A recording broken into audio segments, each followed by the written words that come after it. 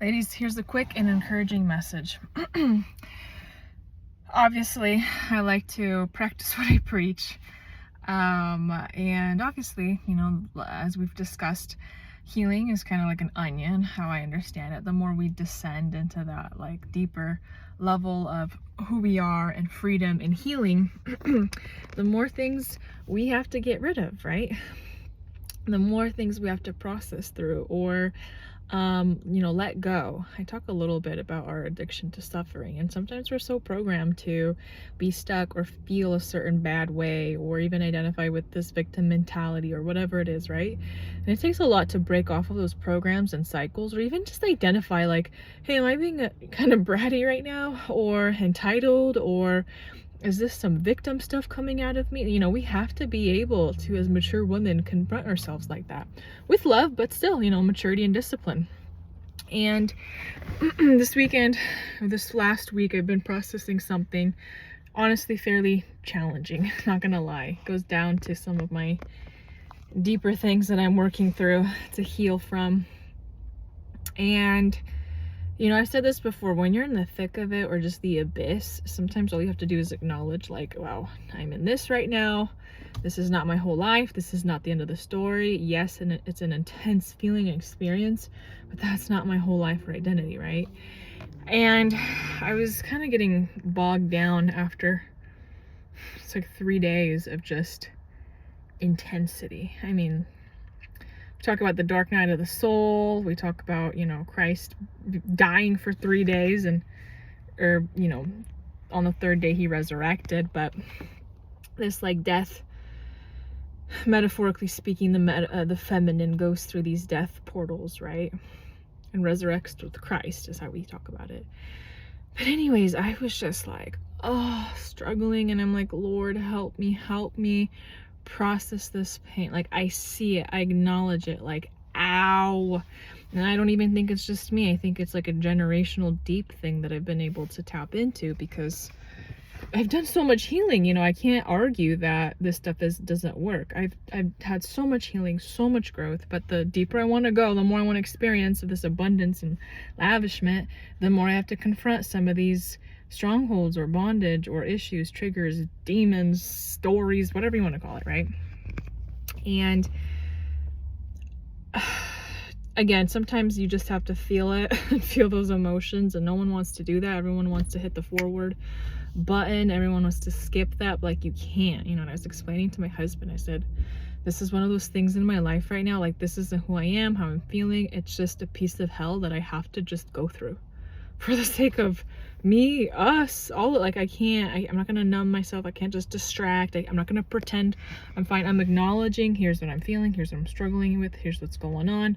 Part of my healing is just at least communicating that with you. Anyways, and the next day, yeah, it was a long weekend, but the next day I had, it's like, I'm gonna be honest, like, sometimes you get frustrated. You want to direct your frustrations at God, like, life's not fair, or God, why would you do this to me, or do you even care about me? And I know, like, in my head, I know, okay, core wounds, issues still with the masculine, etc. Like, if this is coming out with my relationship with God, or my husband, or life, or the masculine, right? It's an overall theme. And we still get caught into those emotions, but I let myself feel and process really hard stuff. And I recognized, like, during those moments, there were no solutions to just get past. Again, simple little triggers, I can bust out of those quick, but those big core wounds, those old stories, especially generational stuff, yeah, that takes time. And I was just thinking about how sometimes pain, as true as it can feel, it's still kind of an illusion, because it always points us to a greater freedom that we are seeking. And there were some false doubts, because again, they're just illusions, right? What if nothing gets better? What if nothing changes? What if this is always going to be like this? What if I'm, and this isn't like a new concept for me, but I finally tapped into something that at that time gave me the breakthrough I needed. And that's why it's so important to have so many different cool skills that we can just connect with. And I thought to myself, what if,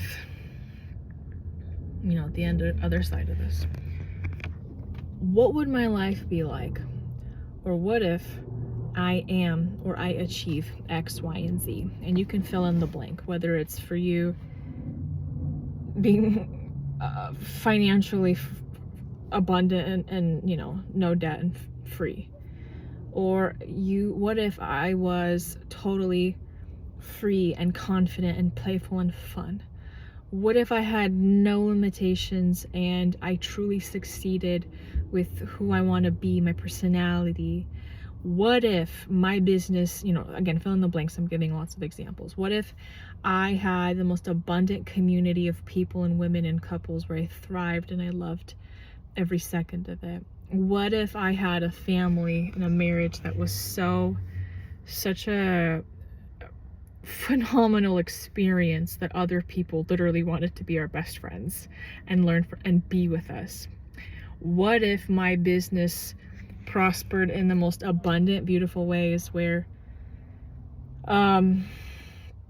things were just selling so powerfully and the services I provided are so genuine, and the right people were drawn to me and people were just emailing me, right? Fill in the blank. What if X, Y, and Z happened and it was so real? How would you be acting right now? Right? What if shame, guilt, pain, what if I never felt like that again, and the illusion of the enemy, whether I'm not good enough, I'm embarrassing, I'm unsafe, I'm not woman enough, all these things that we struggle with. What if none of that was real and I was like the most amazing woman ever? Again, my husband was obsessed with me, my business prospered, this and this and that and that and that. What if I just genuinely believed that and I lived out of that? And ladies, I know I'm not saying anything new here. Sometimes we have to hear a few times to reframe our perspectives. But it's like the same thing as the Bible. Like, what if I actually genuinely believed all of this? Not just in my head, but an embodied truth. What if I tapped into that energy, as the Bible says, it is finished, it's done, it's the completed works of Christ? And what if I know the world calls it these manifestation principles, etc. I mean, it's just faith connected to the correct source. But what if all that I desired was there and it was enough? What would my life be like? So I want you to, if you are courageous, which you are, because you are, write in the comments, what is it that you're desiring? Can you I don't want you to even think of all the steps you have to do to get, imagine you are there. How would you be acting? And the more time you spend in that, ladies, the more you can cultivate that, right? How would you be feeling? How would you be talking? How would you be interacting? Who would you be talking to that maybe before you wouldn't? What would you be doing that before you would, what would be unleashed in you, ladies, if it, the fulfillment of all of it, the cross, Christ's promises, all of that, what if it was done in your life? And you know what you want, you're gonna desire something maybe different than me. What if it is completely done? And sometimes to get out of these like hell moments, I'll be honest, we have to grab onto, what if I have exactly what I desire and life is amazing? I don't have pain and I have the most amazing freedom in these false stories or whatever that the devil grips on us. So hopefully this was kind of an encouragement. I was able to finally get out of a not so fun abyss. But I truly, truly believe that the deeper I want to go in life, I have to go through these portals. Call them death portals, ego deaths. Things that just don't serve me, And the coolest thing about Christ, and I have to remind myself, honestly, even those deep moments, the coolest thing about that is oftentimes we come from families or backgrounds and cultures, they can mean well, or maybe they just messed up. I don't know, right? But what if I really genuinely believe that God redeems everything? and the things that I thought were bringing me the greatest pain? What if I genuinely believed that it could get me to the best space ever in life? What if I genuinely believe that everything that the devil meant for harm, God can flip it to insane, amazing goodness, right? What if any crappy perspective, story, conceptualization I have about something, I mean, honestly, I was processing something like a certain church teaching that I grew up believing in, and I think it serves good, but then there are times in life I don't think it works out. It doesn't. I'm not going to go into detail, but I do think I was grappling with something that I think meant a message from church that meant well, but sometimes in the real world it just kind of hurts people, honestly.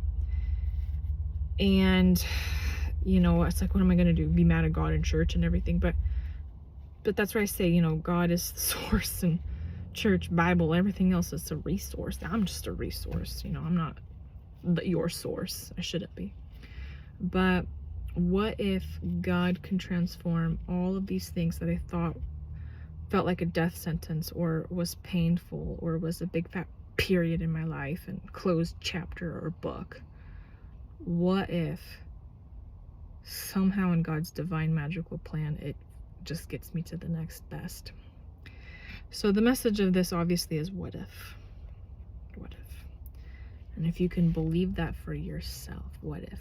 What would your life be like? Hopefully this inspires someone, but let me know, ladies, what your thoughts are, and I'll talk to you later.